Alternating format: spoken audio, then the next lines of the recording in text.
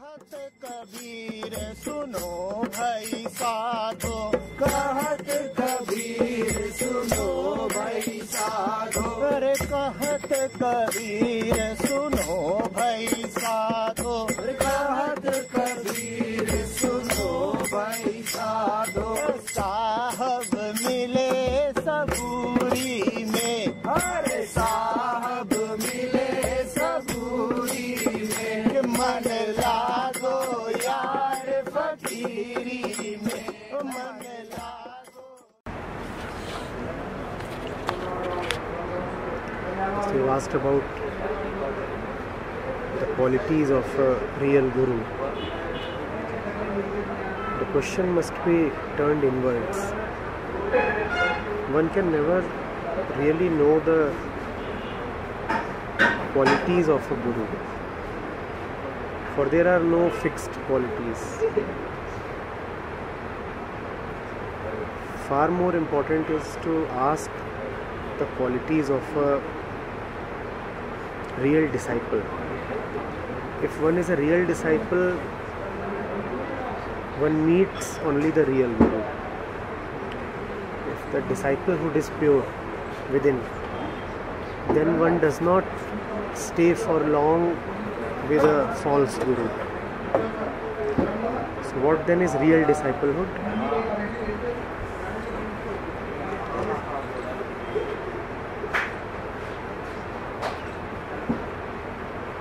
Paying complete attention, and in that complete attention there is neither acceptance nor rejection.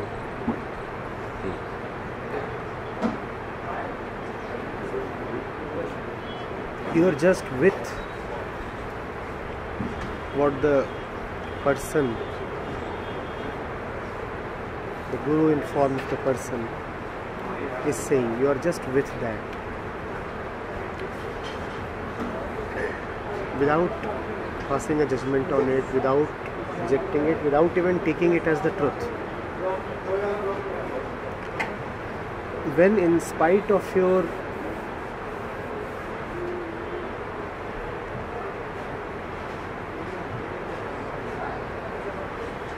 so-called indifference towards acceptance and rejection,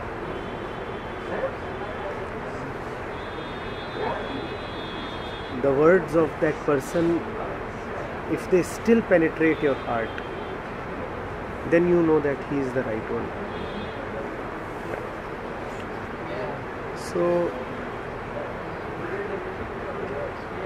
it is a tricky business trying to figure out the qualities of a guru, because the guru can show himself or herself in 1,000 ways at different points in different situations. Sometimes talking a lot about peace, sometimes talking a lot about conflict as well, sometimes even prodding you to go to war.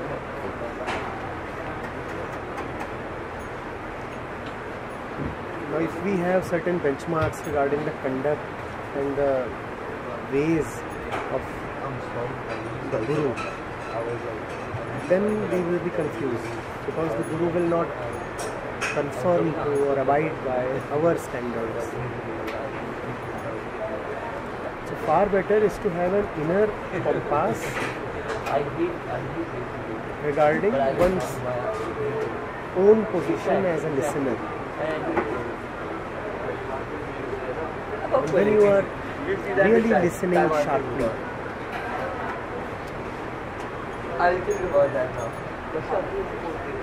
then the false receives only two treatments. Either it falls, either it drops, the false would drop, or you would be able to see the truth even in the false. Both of these are good for you. So a person might be sitting in front of you and saying something which is not of much worth. It happens. You would either be able to casually just ignore it, or you will be able to go to the root of it and see truth even in the false. But none of that has anything or much to do with the Guru. That has a lot to do with your own awakened sense of knowing. So turn the question inwards. How can I be an awakened disciple? When you are an awakened disciple, you meet only the awakened Guru. It's always a perfect match. When you are not awakened, then you keep meeting, random people. Yeah. And even if an awakened one comes to you, you are not fully sensitive to him. You may have an awakened one talking to you, but you will not be fully getting the import of his message. So it's not so much about the other person, the Guru or the book or the author. It's not about so much about them. It's much more to do with oneself. It brings me to another question, actually. I'm still not sure exactly what the words, but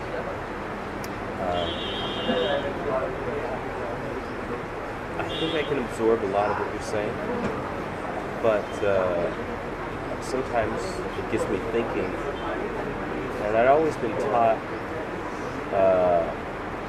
and also I've had experience with, whenever I start thinking more, sometimes it's good, you get more knowledge and things, but at the same time, if you're always thinking, you just put yourself into this useless whirlwind thinking. How do I cut that out, but still read all these books and absorb the knowledge without putting my own thoughts? In the moment of listening, to begin with, in the moment of listening, listen. That will cut out the thinking. Later on, if you feel like thinking, you may keep thinking.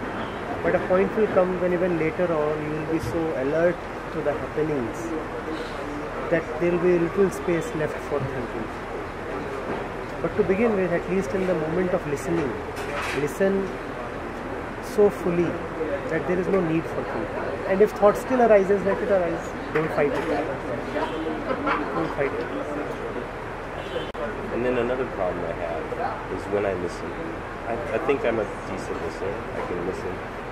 But then I can't recall half the stuff that I listened to 10 minutes ago. Come again, please. I think I can listen fairly well. But 10 minutes later, I forget most of what I've listened to. Listening is not about memorizing. So even if it bypasses the memory, don't do it. If you're really present to that, it may go to memory, it may not go to memory, it would have still done its work. Chances are, if you have really listened, a lot of it won't go to the memory. After the session, if somebody asks you, what did he say? What was the speaker saying? You will not be able to tell much. Yeah, that's usually the case.